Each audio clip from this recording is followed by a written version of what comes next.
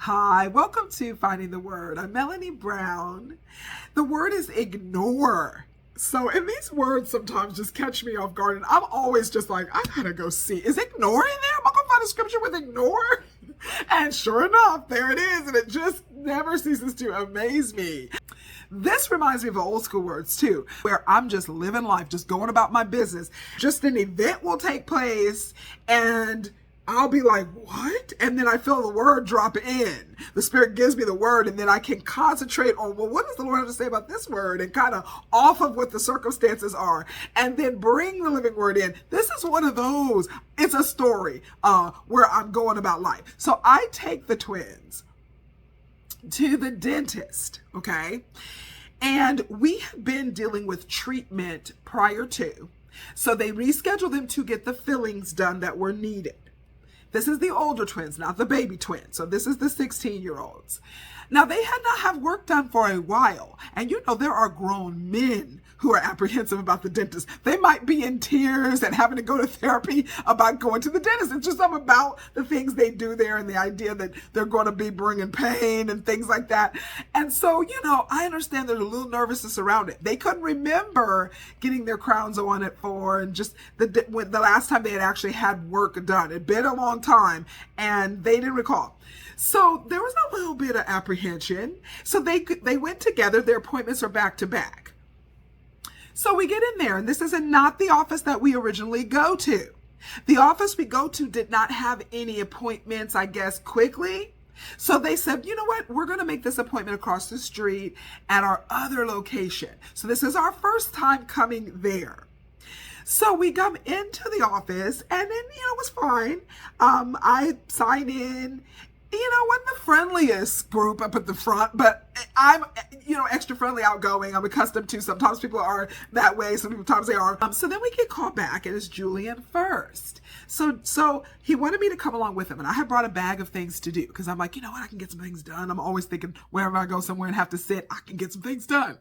So, but he's like, am I going by myself? So I was like, no, like, you want me to come? I can come. So I get my bag, and Jackson's then left, because it was just the three of us. Times past, I bring my sister. I might have a couple other kids. It's a whole group of us. But not this time. It was just the three of us. So Jackson jumps up. He runs behind me. We're going to go along. Twins are very united, at least in our family. And because I have two sets, I can compare both of them. They do like to accompany one another, especially if they feel a little weird or they think, it's new and things like that. There is a unity there, a comfort there. They share their room. They shared the womb, as they say. They were wombmates. There is a connection, maybe not fully understood completely by those who have not been together since prior to birth, but there is something unique there. And having walked through this twice, I see that for them. So he comes. The dental assistant takes us down there to the room at the end, and she says, you know what, let me get you a chair. And she brings the chair for Jackson because there's an extra. She's like, just, so you can sit here by your mom. So we're like, thank you. Now, I felt like, I know that's not a lot of explanation, but like that's how I felt. At the other office, it was like, just peace. You know what I mean? There's a peace, nothing particularly extra. Nice, comfortable. I'm very sensitive to how my spirit feels in places and with people. I've always been sensitive about it, but it's more so now.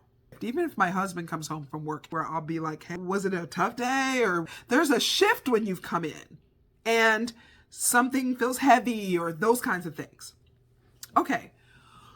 Well, so like I said, it was, And so the doctor comes in with the nurse's assistant. Then it shifted from to, what is this? It was no longer a peace. It felt complicated. Almost felt like a battle in the spirit realm. I felt a physical shift within myself. Up until this point with this particular dental company, it was very friendly, very interactive. They would do a lot of explaining and assistance and understanding things and the situations with their teeth or whatever. So I thought this is what we were going to be doing. But he really ignored me. And so here's ignore. And I didn't realize that was the word there because I thought it was going to be some other words. Trust me. But really, I realized that I was ignored. So is Jackson. As far as the introduction and as far as his position as his brother and his mom. So he immediately says, "There's too many people in here. You need to go." So Jackson didn't want me to leave, Julian. I think he felt like, well, I know you'd probably rather mom. So he kind of jumps up and he was like, "I'll just go. It's okay." And he leaves. I was really kind of put off because it was the way it was said and done. And then I'm like, your assistant brought me the chair. If this is kind of customary, she would have said, "Oh, only one person's here," or whatever. But it was off-putting. So I was feeling like, further like, okay, what's going on? This is not feeling comfortable. He then makes a comment about his cavity being way too big for his age and things. And I see Julian jump and kind of get like, what do you mean? What's going on? He didn't understand what the doctor was saying. He can hear. He's 16. So somehow he was already nervous. He ignored him as a patient. He ignored me as his mother. He ignored his brother as his twin and who he needed as comfort. None of that mattered.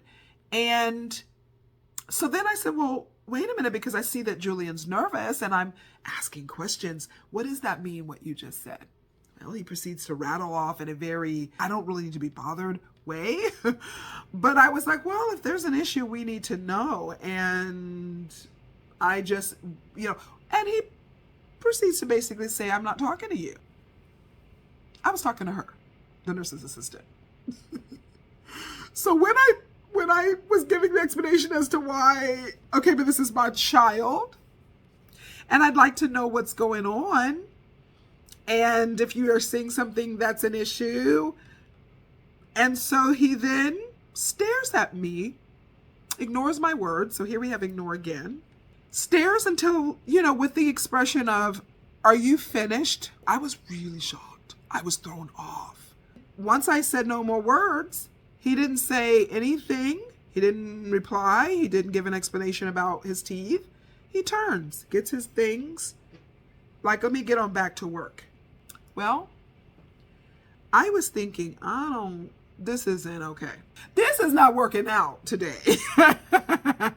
And I'm not the person I was. And thank God I didn't have my sister with me on this particular day, because she loves the Lord, but she has to work through a little more volatility, a little more short-tempered, a little bit more assertive and aggressive in that way. She doesn't have as much of the filter or the ability. She was working on those things.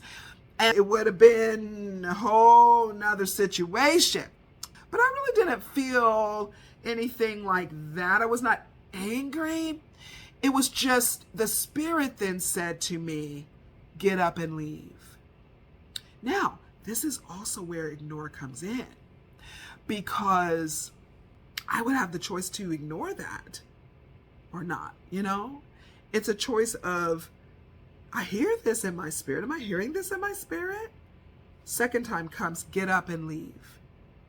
So I said, "Oh, well, what am I, should I just say I'm leaving now? Like, he's about to, like, they've started on some of the procedures here. They hadn't given him no shots or nothing, but they were in his mouth, And the Spirit said, "Get Julian and go." Well, it's kind of sad he had to say it 3 times. I wasn't ignoring it, but if I did not get up and leave, I would have been ignoring the Spirit. And it is very important that we know the voice and listen to it. How many times have we heard situations and stories of people who were in various predicaments, in situations, and they felt in their spirit there was a problem? They were interacting with someone and they felt funny, they'll say, or something felt weird. This is so, and whenever I would listen to these shows, because I used to be all in on the crime shows. Dateline was one of my favorite. I used to be on them years ago. I don't watch them anymore, but I did. And if I ever have any spare time, I do love a good crime show or mystery type show. Time does not allow it anymore. And boy, nothing used to pain me more than people saying, oh, I had a terrible feeling and something told me not to go. Or somebody said, something told me not to leave my friend that night. And then you did. So the question was always, okay, but if something told you, what did you not know that was your spirit within? Did you not know that this was the voice saying, no, run? Like, you get out, you run. You don't second guess it. But a lot of times we do. And sometimes I even feel like we go through these situations to hone it. You have things that occur so that you can really listen and know when the Spirit is speaking so that you can move. There will come a time when it's imperative in your life. You could be in a real dire situation like some of these Dateline people where you had a lifetime of ignoring this voice, a lifetime of pushing it back, of saying, I don't know, well, I'm going to go anyway. And then regretting it. And I know we talked about having regrets and good can come. Good can come. God will do. But I'm saying if he is coming to you, though, he's giving you warning. We got to know this was not the full intention. We've got to acknowledge that, because why did you get the voice? Explain to me why you got the voice and then didn't listen and then things go down. There has to be a reason you heard the voice first. So back to the situation. I was not about to sit there and ignore. I already felt the spirits being off. I was completely uncomfortable. And you're going to work on my child while you are disrespectful, ignoring me. And the spirit said, get up and get out? Nope.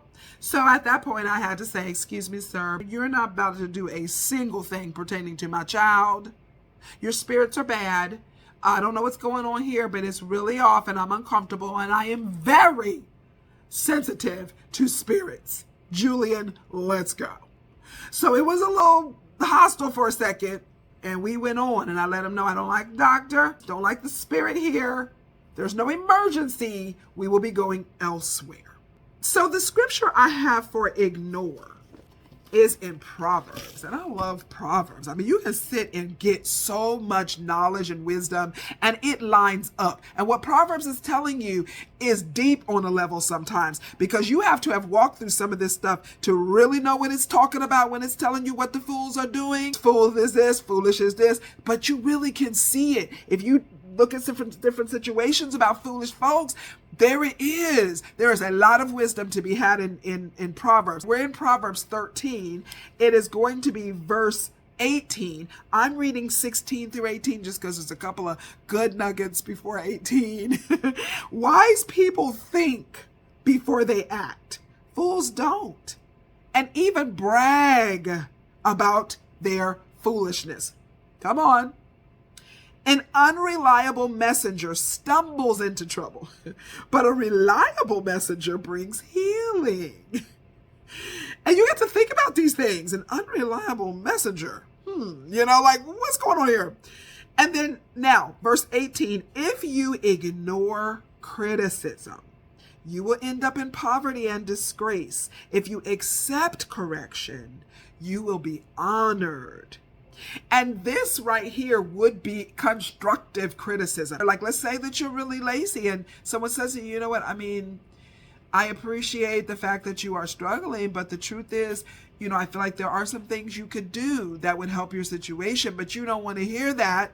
Maybe they're criticizing some things, telling you where there's waste going on, or I don't know. And then you're just ignoring you're ignoring it. It doesn't matter. So what? Yeah, I am lazy and gambling is my pastime, but I don't care.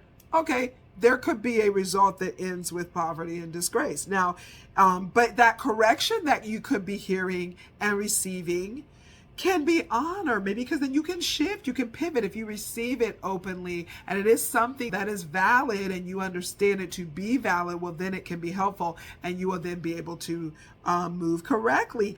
I realized that for the children too, it was important for them to understand that you have to be careful to listen to the Spirit also. And this could just simply be a lesson that I have no idea, but maybe down the road They will understand the importance of no matter where you are and what's going on. If the Spirit tells you something, you move. You don't question. You do not ignore. The Spirit speaking, regardless, whether he's saying get out, whether he was saying sit, whether he's saying go, whether he's saying come in, you don't ignore it, because that is your guiding force. That is your truth. That is where your protection can come in through the Lord within us, to have discernment for us to know what we do and don't do. He is our guide. So Jackson made the point to even say, you know what, I feel like, Mom, if any doctor is going to be caring for you, that you don't feel right about them, you feel very uncomfortable, or they're disrespectful to you, that you should not keep them as your doctor, whatever doctor they are. And I said, that is absolutely correct. There is many different situations you can find yourself in where you need a person to hire a person for something, attorney, I don't care what it is. If you are warring in the Spirit and you feel that battle, understand you're seeing it in our earthly realm, but you are feeling it on a spiritual level in the unseen realm. And the important thing to understand is, and what I was explaining to Jackson and Julian as we made our appointment at another office, you do not ignore that. Lesson was learned. Pay attention to what the Spirit is saying and what you feel in the Spirit when you are in places. Govern yourself accordingly. Don't forget to find the Word. I will see you tomorrow.